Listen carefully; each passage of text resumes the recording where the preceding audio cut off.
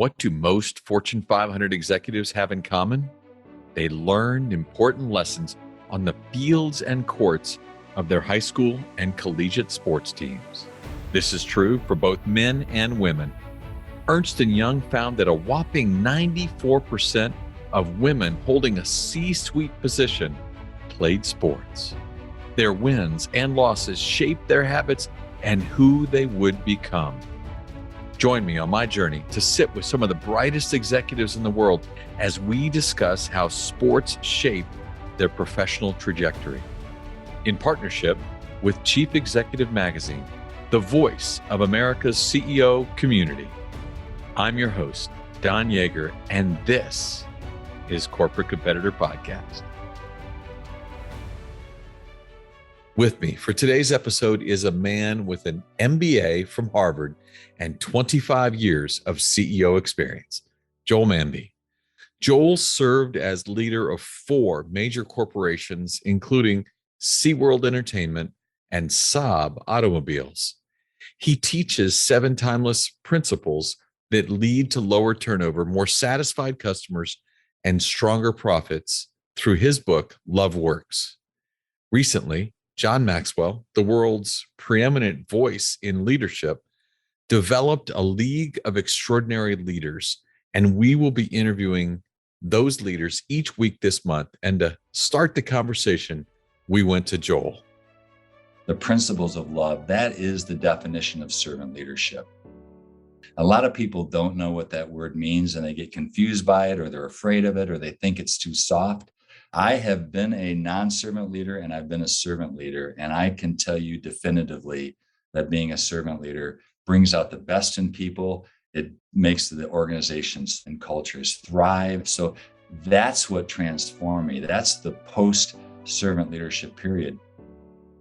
Joel, thanks so much for joining us. Hey, Don, it is so great to be here. I really look forward to this.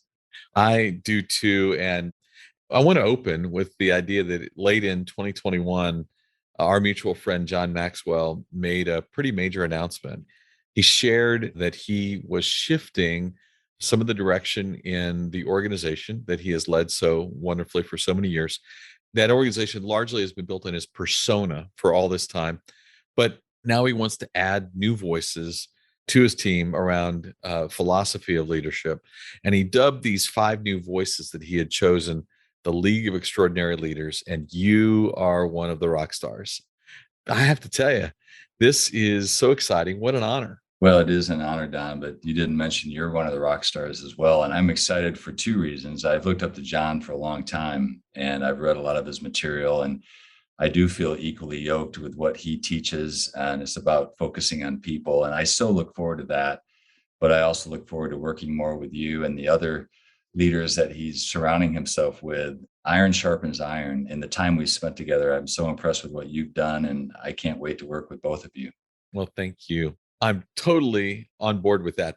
We're actually going to spend this entire month actually talking to each one of the leaders. You're leading us off. I'm used to being a leadoff hitter. You're the leadoff hitter. It's awesome. So you have done so much over time, really, to add value to others. Your career has just been a marvelous success, but maybe the most impactful thing that I know about you and your career is the book that you wrote titled Love Works, which details 7 timeless principles for effective leaders. It's funny. A lot of HR directors have to freak out when they hear, a CEO talking about love in the workplace. They do. But talk to me about love, the verb.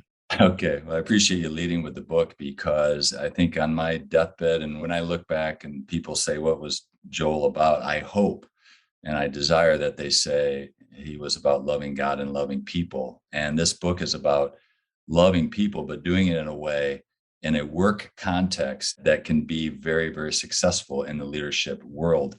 The word is misunderstood. And what the book basically does is it takes the premise that these 7 words of love, which are being patient, kind, trusting, truthful, forgiving, unselfish, and dedicated, it's the definition of agape love, that these can be very, very solid leadership principles. All companies have what I call do goals. These 7 words are the definition of be goals. It's what kind of leader do we want to be in the organization? And most organizations don't talk about that. The book goes into that in great depth. And at the end of the day, it leads to an incredible culture that I've led half my career this way and half a different way. And I can say definitively to listeners that love does work and it is the right way to lead organizations. It's not the only way, but if you care about people, I think it's the only way to lead an organization. Hopefully, if people pick that up, they'll feel the same way. You make a really great point, and that is that for you, you did work half your time in your business career kind of looking at maybe more do goals than be goals. Right. Tell me about the wake up call for you. The first 20 years were in the auto industry. I will tell you, I love the automobile industry. And at the time, though, it was very autocratic. It was very fear based. It didn't really drive a lot of innovation, I felt. And I always thought there was a better way to lead. I had this huge angst in my soul because I wanted to lead a different way, but I never saw it modeled to me. And when you're in an organization that doesn't lead a certain way, you tend to go the way of the organization. And rightly or wrongly, I believe that's true. When I actually switched industries and went to Hirsch Entertainment, I really saw that love can work in a business environment. That was the wake up call for me as I finally saw it led and modeled by people and saw an incredibly successful organization that can be led with love. And that was the turning point for me. Wow. And that's, I think, what was beautiful about the idea that you wrote a book on this subject is that, not all of us will get to experience that modeling, but sometimes you can experience the modeling by reading through someone else's or listening to podcasts with people who have learned these lessons. And Don, that's the purpose of the book, is to give people hope when they feel that angst, that they should expect more from their leaders, that they see that other CEOs, other leaders have led this way and been successful. And that's exactly why I wrote the book. I love it. I want to go back to your childhood, early life experiences in Battle Creek, Michigan. Battle Creek. That time period really influenced your leadership style. You described your upbringing as very humble. I've listened to you speak. And when you were young, your baseball team was playing for the city championship. Tell us what happened the day that that team was playing for the city championship and why that is a memory that you still think about all these years later. I appreciate you asking that question. Battle Creek's cereal capital of the world. It's a really small town.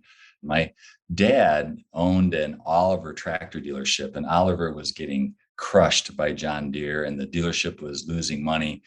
My mom told me later, when my dad passed away, that he was bringing home about $50 a week for about a 5-year period as the dealership was going down. That's roughly $2,500 a year, Don. I mean, that's not a lot, even in the 60s. And we lived in a really small 3-room ranch. I shared a bedroom with 2 of my brothers, but he worked all the time, wasn't doing very well. And he never came to my games, but he came to this game. It was the city championship. My dad was there. I wanted to play well so badly, but I played badly. I actually struck out the first 3 times I was up. 0 for 3, 3 strikeouts.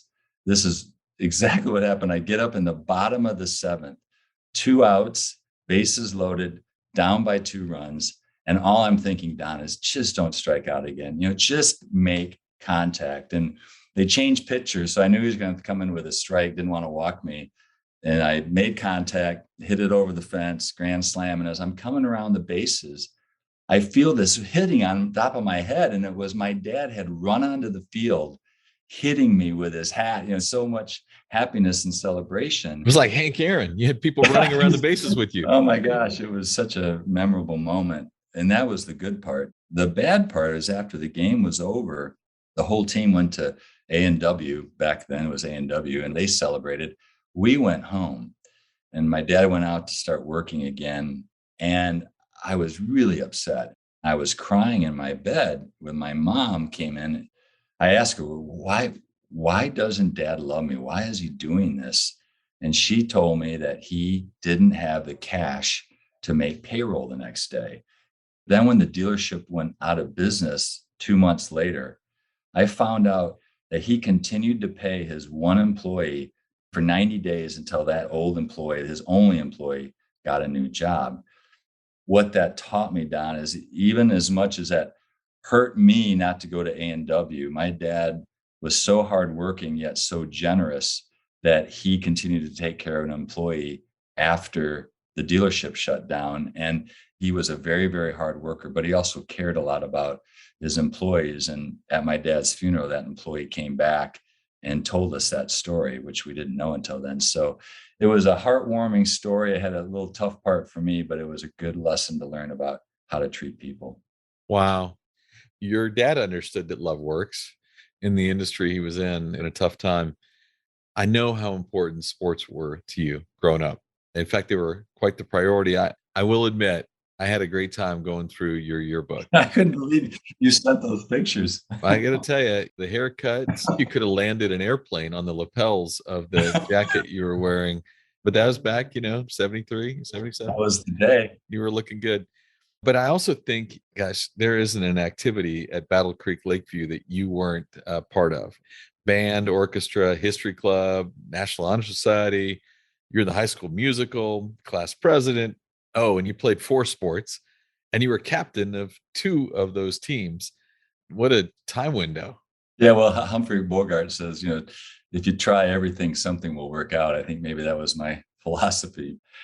I was very active in music because my family was very musical. My brothers were musicians. We had a rock band together called the Berlin Airlift, and we played in high school dances. That's why I was in music, but I was a better athlete than I was a musician. But one thing that did teach me that I think can apply to everybody is I was so busy in activities in school.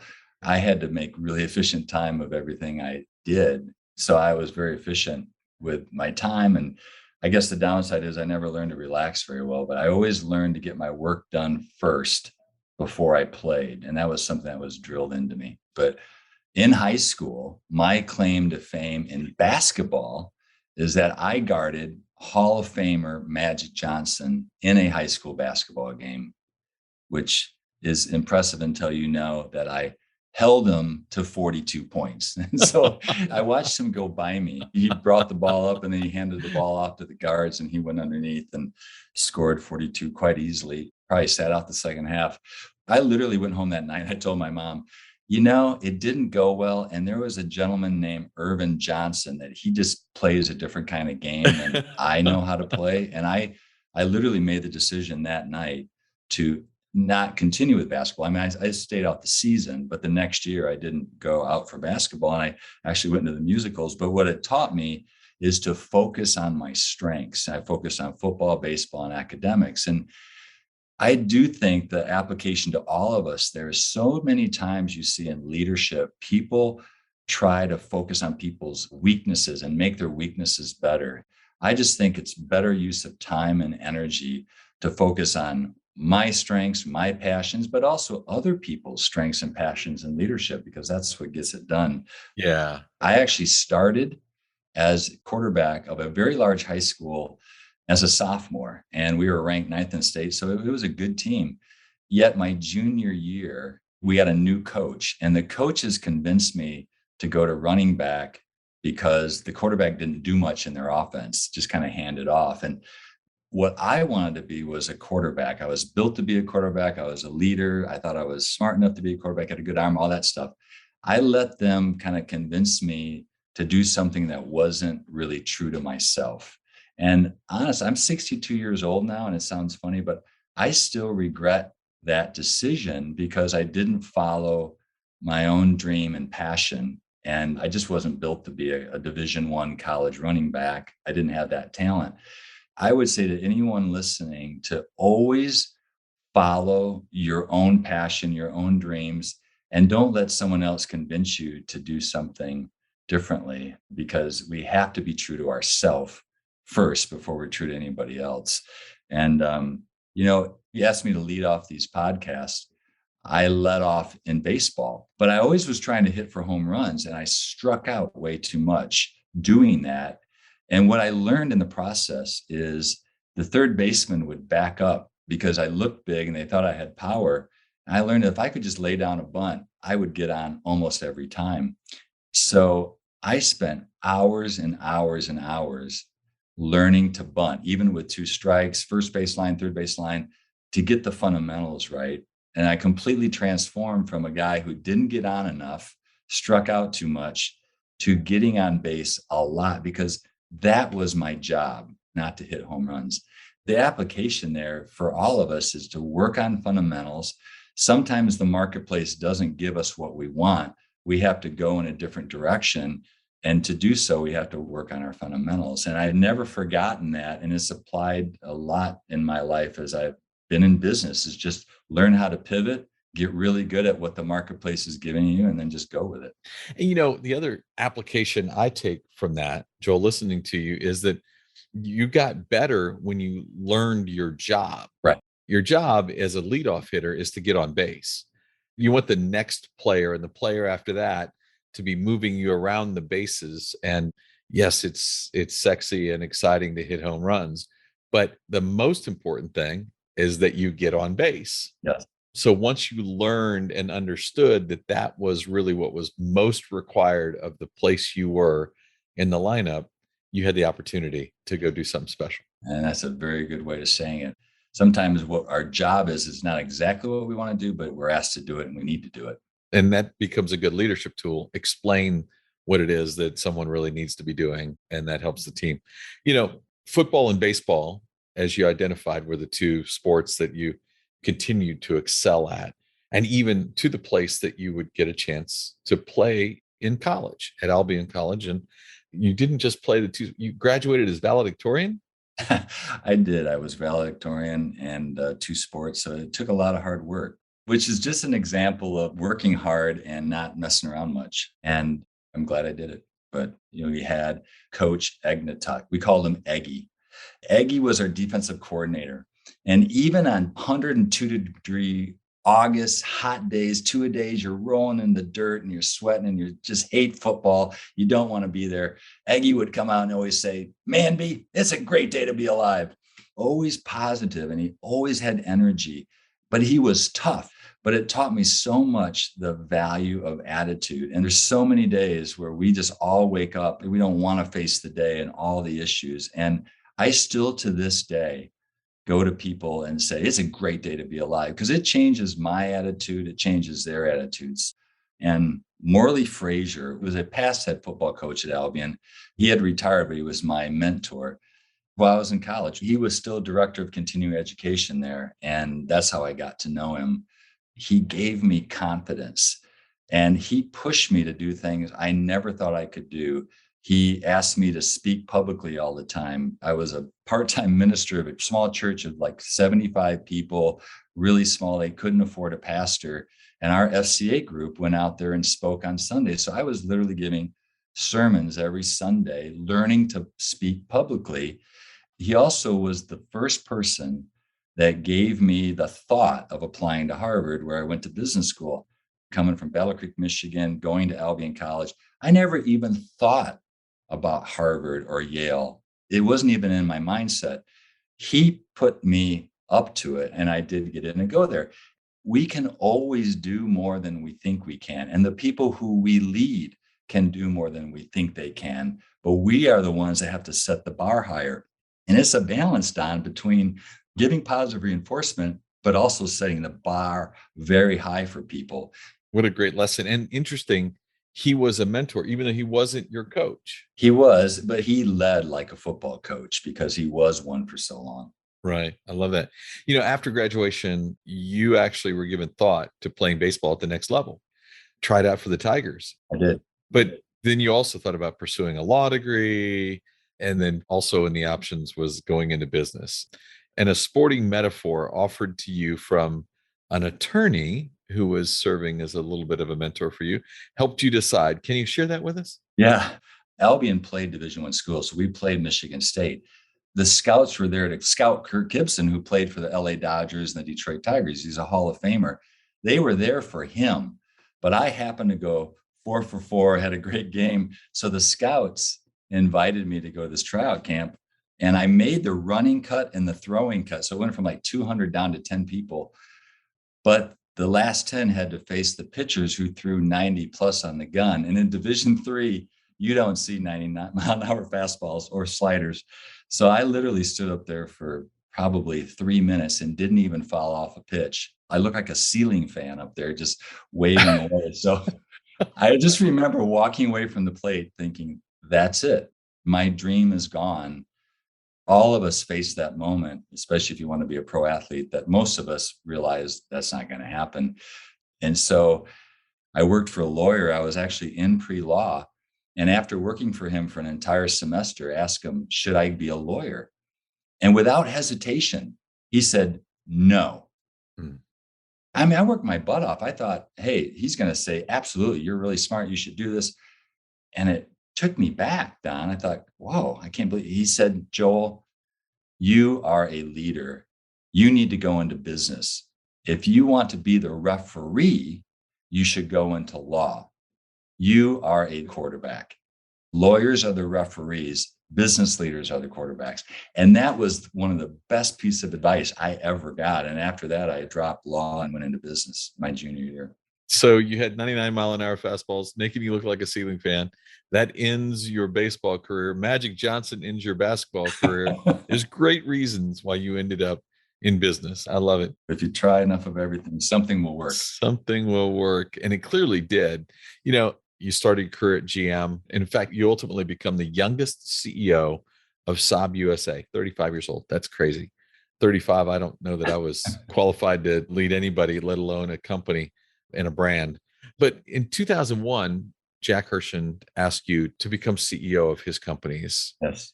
And as we dig into your career, I wanted to bring up something that I heard you joke with John Maxwell and Mark Cole about. You divide your career into two phases, Yep. and Hershon being the fulcrum. You call it pre-servant leadership and post-servant leadership.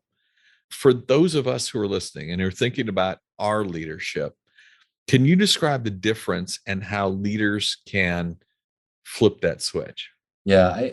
When I was in the auto industry, I wasn't inspired. And that's what I would call my pre-servant leadership. The principles of love, that is the definition of servant leadership. A lot of people don't know what that word means and they get confused by it, or they're afraid of it, or they think it's too soft. Well, I can tell you when I went to Hershon, that's the theme park business, and then SeaWorld after that, and learned servant leadership from Jack, that's what transformed me. That's the post servant leadership period. People tend to either come and lead one way or the other. I'm one of the few who has led both ways. I have been a non-servant leader and I've been a servant leader. And I can tell you definitively that being a servant leader brings out the best in people. It makes the organizations and cultures thrive. So that's what I mean about pre-servant leadership and post-servant leadership. You know what I love though too is you said that a lot of people look at that style of leadership with this idea that it's soft to be a servant leader. It's soft to love those that work with you and for you. I don't think there's anything further from the truth. I completely agree with you. I mean, I've read what you've written and said about John Wooden. John Wooden is one of the best examples of a servant loving leader, but he was tough as nails at the same time and he demanded a lot. And he had 10 national championships in 12 years. I mean, that just has never happened before. So I completely dismiss the theory that you have to belittle people or not support them or not love them to be successful. It's just not true. And unfortunately, in today's world, we don't see it enough, or it's not applauded enough. And that's another reason Love Works was really important to me and why I spend time talking about it. Yeah. The switch for you was because you saw it modeled. The encouragement you're offering others is that don't wait to watch it be modeled. Maybe go study it, go learn it, Yeah. go listen and try it yourself. Exactly. Just expect more from leaders. And if you have that angst in your soul that you're disappointed in the leaders around you or what you see, just have hope because there is a great way to lead. And LoveWorks is an example of it, or read about John Wooden or read about Chick-fil-A. I mean, they're all just great people or organizations that lead that way. At Hershon, largest privately held entertainment company in the United States. You were there for 13 years, acquired the Harlem Globetrotters. Yes. I hope you got to play in a game. Well, Washington, I was a part of the Washington Generals. You're part of the Washington Generals. You held Curly Neal to 42 points. I mean, you might as well do what you did for Magic. Exactly. When we acquired that organization, literally Curly Neal was sitting right in the front row as I was making the announcement to a team because he was the lifetime ambassador for the Globetrotters. Right. What an incredible moment that was. And they're a great bunch of folks. Yeah. But in all of that time, Dolly Parton was part of the organization and her burgeoning entertainment opportunities. I know from our conversations, you learned this really incredible lesson from Dolly Parton, and I'd love for you to share it. I would love to. So Dolly really wanted a hotel at Dollywood. My very first board meeting, they were pitching for it, but I was a board member. I wasn't running the company. And the board turned it down. And I know Dolly was upset. I know she wanted to stand up and probably say, you guys are wrong. It's my name on here. I want a hotel. Give me a hotel. I mean, that's probably how she felt. But how she handled it is she went around the room and asked all the board members why they felt the way they did. She didn't say much. She just absorbed it all. And she went to the most senior person last. And when she got to the chairman, Nelson's a very smart guy, very deep voice. And he said, Dolly, I don't think we should have a hotel because it doesn't get a return on investment as a theme park does. And we don't want to allocate our capital to low return properties. And Dolly said, well, Nelson, I think you have the sexiest voice I have ever heard. But I don't agree with a word you said. And what I learned from how she handled it, first of all, she talked last. She didn't talk first. She listened to everyone and she asked questions from junior to senior. If she started with a senior person, everyone else would fall into place. Right. She taught me how to listen well, how to talk last. But ultimately, when I became CEO, Don, the first thing I did was got that hotel for Dolly, and it's done very, very well. And they're building a second, now a third coming up. But Dolly is a phenomenal person and a phenomenal listener. And by the way, I talked earlier about the value of hard work and fundamentals. She taught me that too. Dolly gets more done before 6 a.m. than most people do in a day. She's an incredibly hard worker. I love it. And yes, I would guess if Dolly threw that sweet voice on you, it might start to change the dynamic of some of those conversations. Later you did an appearance on Undercover Boss. Yes. I've watched it. It cracks me up. Tell us the story. Well, first of all, it was the first season of Undercover Boss, so nobody knew about the show. So it is absolutely true that people did not know what was going on, but they were told it was a training video. I went to properties I had not been to yet. I was fairly new, or they hid the people I knew. 20 million people viewed our show because we followed the NCAA quarterfinals. We were very lucky. More people watched that Undercover Boss episode than the only other TV show that week that saw more people was American Idol, had more viewers. But after the show finished, our company was inundated with letters and emails and requests of how did you create a culture like this? And it was actually because of Undercover Boss that I ended up writing the book. Boy. I wasn't the only one that had this angst in my soul about wanting more out of leadership. The book came out of the request for learning more from the Undercover Boss episode. People are trying to do a good job. You either basically trust people or you don't. And most of the people in this show that I encountered, they were dealing with life issues that were getting in the way of them doing the very best they could. Either they weren't making enough or they didn't have childcare. Richard's home was covered up in a flood. He didn't have enough life insurance. All these issues that people were having, I realized this is what was keeping them from doing the amazing job they wanted to do. We started an employee foundation called Share It Forward, and the employees gave first, giving money to help each other. The company was matching it dollar for dollar, and we used all of that money to help employees in need. And it just created, John, this positive momentum and flow that people were helping each other. And it just became a really even stronger family culture. It's so funny. There was a school of thought for many years in leadership that What we want to try to do is encourage people to leave their baggage at the door. That's impossible. That doesn't happen. It doesn't happen. How great and unique it is that as a CEO, you're understanding what they're bringing with them, and it's allowing you to lead better and differently. Yeah. It's all about caring for people. There's a balance though, Don. It's hard in that you can either have the blinders on, like in the GM world, and walk past it all, or if you start to care, it can be overwhelming. And that's why I believe things like that foundation we had, making sure all leaders feel free to help people through the foundation, can take the burden off so we're all not trying to deal with all the issues. But it can be overwhelming at times, but it's the right way to lead. So 13 years at Hershey, Yes. and then ultimately you take over SeaWorld, and it's a tumultuous time. 2015, Blackfish, the documentary, led to a lot of negative publicity. Yeah. What a crazy time to walk through the door.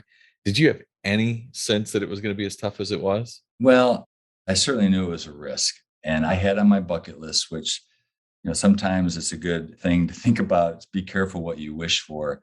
I always wanted to be a public company CEO. And so when I had the opportunity, Jack was supportive of it. He said if I felt God was calling me there, I should go. He was gracious. But I had no idea it would be as bad as it was, and that the animal activists would continue to pound us as hard as they were, and that Blackfish would be run 300 plus times on CNN, which was unfortunate for us because it was a very well done documentary. It wasn't necessarily mostly true, but it was very, very effective in making us look horrible. When I went to SeaWorld, we knew we had to turn the brand around, but we had two quote unquote enemies. One was PETA and one was the Humane Society. And they are well meaning, all of them. And I understand some of their positions. I absolutely do. But I was trained to not like them. I was told that you shouldn't trust them, you should dislike them. And it was kind of us versus them. And I'm naturally against that philosophy. I believe there's good in everybody. But we were going to get outlawed from breeding in California. We were hemorrhaging cash. Our sales were declining. Our stock was declining. And I thought we could turn the brand around, and we were making the right changes. What I didn't expect, and we didn't expect, is legislation in California to move against us. What happened is a congressman, John Campbell from California, who I knew in the auto industry, knew Wayne Pacelli, who is the CEO of the Humane Society, who was one of our quote unquote enemies. And he introduced Wayne to me. Wayne and I actually talked on the phone, and then we started meeting privately in Washington, D.C. in these small kind of smoky pubs back in the corner where no one could see us. We couldn't even go in each other's offices because our organizations would go crazy if they knew we were talking to each other, because we were taught to hate, not taught to like. And what I found out is Wayne was a very likable guy, very trustworthy, and we had a lot more in common than we did different. And we cut a deal where we made significant changes in the way we did our shows, how we fed our guests, with cage-free eggs, et cetera. And if we were going to be outlawed in California from breeding killer whales, our decision strategically is, do we do it across the country or accept it in California and fight it elsewhere? And it was the board's decision that we actually would not fight it because everything moves from California east, and that we would accept that decision. And so we did end whale breeding. But Wayne agreed to support us when we made this announcement to end breeding, to say we're a good organization. So when we went on air, national television, every talk show, Good Morning America, CBS Good Morning, all of them, Wayne was sitting by my side and said, this is a good company. And as a result of that work, Don, our favorability ratings went from only 35% positive to 70% positive in about a 6-month period. And our sales started coming back and our trust started coming back. And SeaWorld's worth more today than it was before Blackfish came out.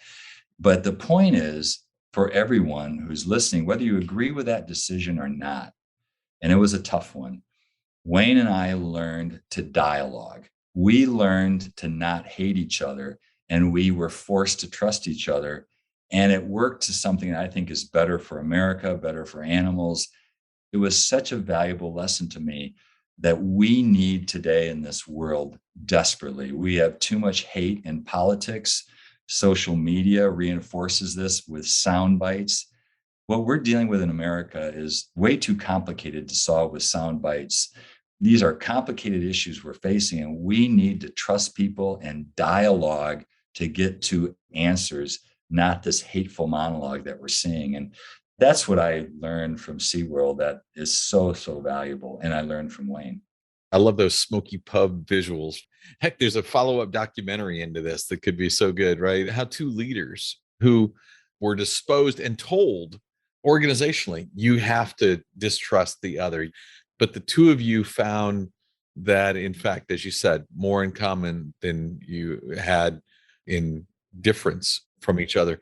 And by putting that dialogue together, you were able to come together and say, what could we do? How could, I'm assuming that as you're looking at changes, you're running those ideas by Wayne.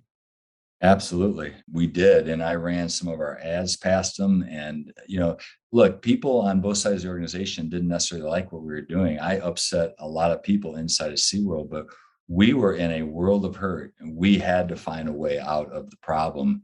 And we were running out of time. I still am connected with him today, and we still trade texts and even share on some animal causes. So I'm just a firm believer that we've got to put away hate and monologue and start the dialogue process. I don't care what issue and what organization it is. Boy, that is so powerful. 3 years at SeaWorld. Yep. After leaving there, though, you start LoveWorks LLC. Now you do some keynote speaking, coaching executives. We've talked to almost all of our guests over the year plus of doing this podcast about what does it take from a leadership perspective to take a group of individual contributors and actually start building them together into a team. Can you give us a little guidance? If you have a bunch of individual players, pulling them together, giving them an opportunity to become a team, give us a little guidance. Well, it really comes down to leadership. You need a strong head coach. You need a strong leader, whether it's John Wooden or some great CEO level. It really does start with leadership. But I also think so many leaders make a mistake in how they reinforce people, compensate people.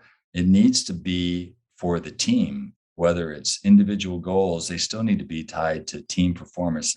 Everybody I ever led, every compensation system always had an element, at least 50%, of how the team benefited, not the individual, down to how they're paid. People have to understand the team is more important than the individual.